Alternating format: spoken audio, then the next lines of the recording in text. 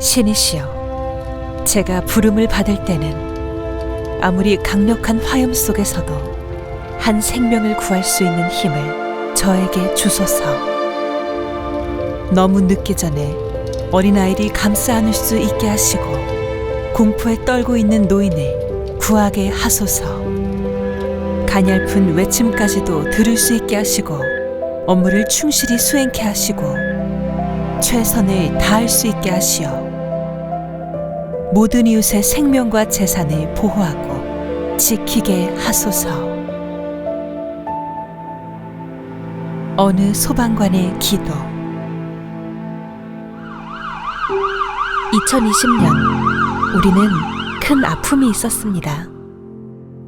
12명의 사상자와 240억여 원의 재산 피해. 부주의한 작업과 잘못된 시설 관리 대피 방법으로 인해 더 큰 피해를 입게 된 안타까운 사고도 있었습니다. 다양한 종류의 시설에서 화재가 발생한 만큼 그 대피 방법도 시설과 화재 유형, 대피 시기에 맞춰 적용한다면 충분히 줄일 수 있습니다. 다음은 경기도 군포 물류센터 화재 소식입니다. 어제 오전 시작된 먼저 부곡동 물류창고 화재 사고입니다. 다행히 인명피해는 없었지만 부동산 20억, 동산 200억, 총 220억 원의 막대한 재산 피해를 낸 사고입니다. 화재의 원인은 근로자가 무심코 버린 담배꽁초. 인명사고가 없었던 이유로는 사방이 트여있는 화재 장소 특성상 대피가 용이하였고 상부층까지 화재가 번지는데 일정 시간이 소요되었기 때문입니다. 군포의 8층짜리 주상복합 건물에서 불이 나 30대 주민 1명이 숨지고 18명이 3번 로데오 번화가 사고입니다.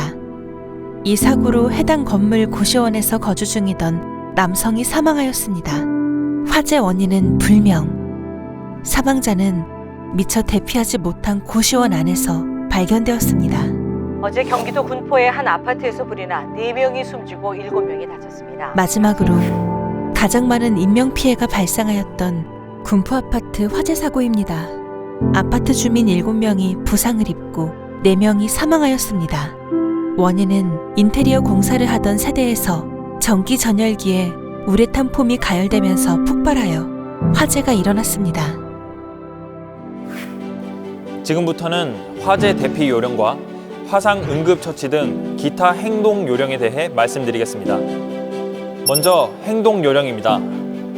하나, 알리기.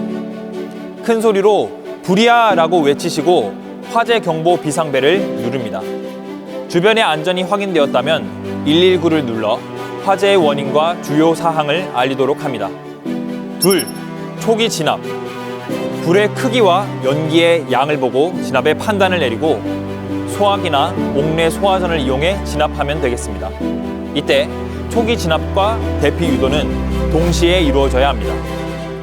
다음은 대피 요령입니다. 하나, 대피 경로.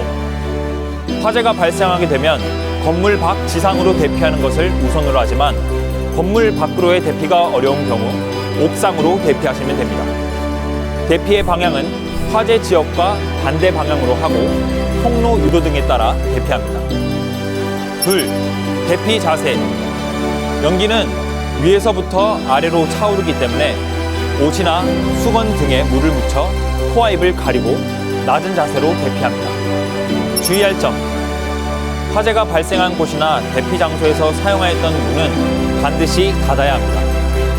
문이 열려 있을 경우 산소가 공급되어 화재를 더욱 크게 키울 수 있으며 발생한 열과 유독가스의 유입으로 더 큰 피해가 일어날 수 있습니다. 또한 엘리베이터를 이용하지 않고 계단으로 대피하여야 합니다. 화재 현장 시 엘리베이터가 화점층에서 열리거나 정전으로 인해 멈추는 등 위험한 상황이 연출될 수 있습니다. 대피 과정에서 문 손잡이가 뜨겁다면 반대편에 강한 열기가 있다는 뜻이기 때문에 다른 경로를 찾아 대피하셔야 합니다. 대피로가 차단된 상황이라면 넓은 창문으로가 구조 요청을 하시고 물에 젖은 수건 등을 이용해 문틈을 막아 연기의 침입을 방지하여야 합니다. 완강기나 피난 사다리가 있을 경우 이를 이용해 대피하시고 아파트의 경우 베란다 벽면에 경량형 칸막이가 설치되어 있다면 이를 부서 옆집으로 대피하여 주시면 됩니다. 끊임없는 화재 사고, 체크리스트를 작성해 자가 점검으로 예방합니다.